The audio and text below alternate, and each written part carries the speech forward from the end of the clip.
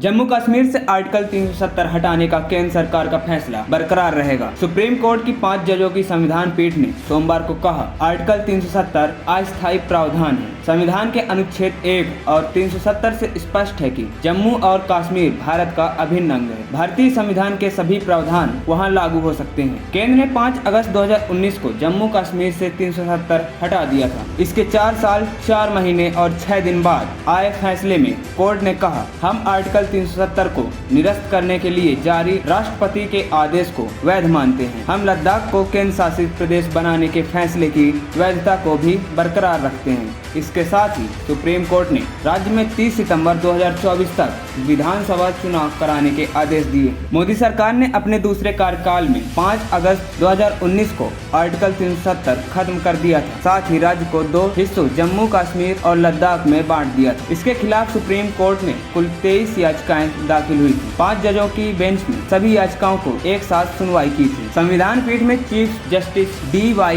Chandrachud, justice BR गवाई, justice Suryakant, justice Sanjay Kishan Kaul और justice Sanjeev Khanna शामिल थे। बेंच के सामने लगातार 16 दिन तक चली सुनवाई 5 सितंबर को खत्म हुई थी। इसके बाद सुप्रीम कोर्ट ने फैसला सुरक्षित रख लिया था। सुप्रीम कोर्ट ने सुनवाई के 96 दिन बाद केस पर फैसला सुनाया। CJI ने कहा कि केंद्र की तरफ से लिए गए हर फैसले कोर्ट में चुनौती नहीं दी जा सकती। ऐसा करने से अराजकता फैलती है। अगर केंद्र के फैसले में किसी तरह मुश्किल खड़ी हो रही है, तभी इसे चुनौती दी जा सकती है। राष्ट्रपति शासन के दौरान केंद्र ऐसा कोई फैसला नहीं ले सकता जिसमें बदलाव न किया जा सके। चीफ जस्टिस ने यह कहा कि आर्टिकल 356 के बाद केंद्र केवल सांसद के द्वारा कानून ही बना सकता है। ऐसा कहना सही नहीं होगा। CJI ने कहा, फैसले में 3 जजों के जजमेंट हैं। एक फैसला चीफ जस्टिस गवाई और जस्टिस सूर्यकांत का है। दूसरा फैसला जस्टिस कौल का है। जस्टिस खन्ना दोनों फैसलों से सहमत हैं। ANP टाइम्स की रिपोर्ट।